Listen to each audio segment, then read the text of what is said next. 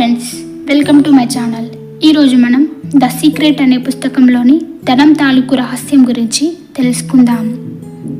ఈ లోకంలో ఉండే 96% డబ్బుని కేవలం 1% జనం మాత్రమే సంపాదిస్తున్నారు. ఆ 1% జనాభా మాత్రమే ఈ రహస్యాన్ని అర్థం చేసుకోగలుగుతున్నారు. తమ జీవితంలోకి డబ్బుని ఆకర్షించుకున్న వాళ్ళందరూ ఈ రహస్యాన్ని ఉపయోగించుకున్నవారే. వారు తెలుసో తెలియకో వాళ్ళ సమృద్ధి డబ్బు గురించి మాత్రమే ఆలోచిస్తారు.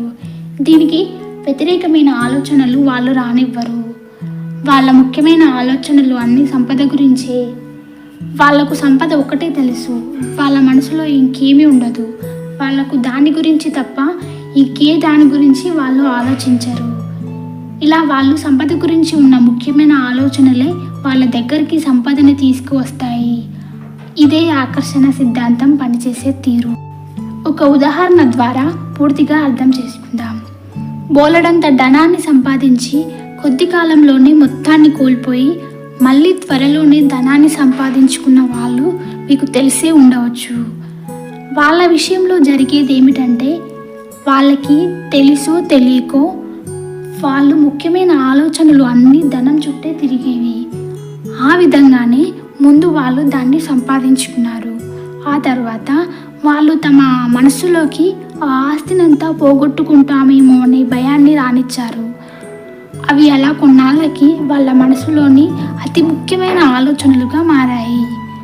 ధనం గురించిన ఆలోచనల నుంచి పోగొట్టుకోవడం వైపు త్రాసు మొగ్గు చూపింది. అందుకే ఉన్నదంతా పోగొట్టుకున్నారు. ఒక్కసారిగా అంతా పోగొట్టుకున్నాక పోగొట్టుకున్నామే అనే భయం వాళ్ళలో మొదలైంది. మళ్ళీ త్రాసు ధనం సంపాదించుకోవడం గురించిన ఆలోచనల వైపు మొగ్గు చూపింది. ధనం మళ్ళీ వస్తుంది. మీ ఆలోచనలకి ఈ సిద్ధాంతం స్పందిస్తుంది. అంటే మనం ఎలాగైతే ఆలోచిస్తామో అలాగే జరుగుతుంది. కాబట్టి మన ఆలోచనల్ని మన అదుపులో పెట్టుకొని చెడు గురించి ఆలోచించకుండా కేవలం మంచిని మాత్రమే ఆకర్షిద్దాం. Thank you for watching the video. Like, comment, subscribe చేయడం మర్చిపోకండి.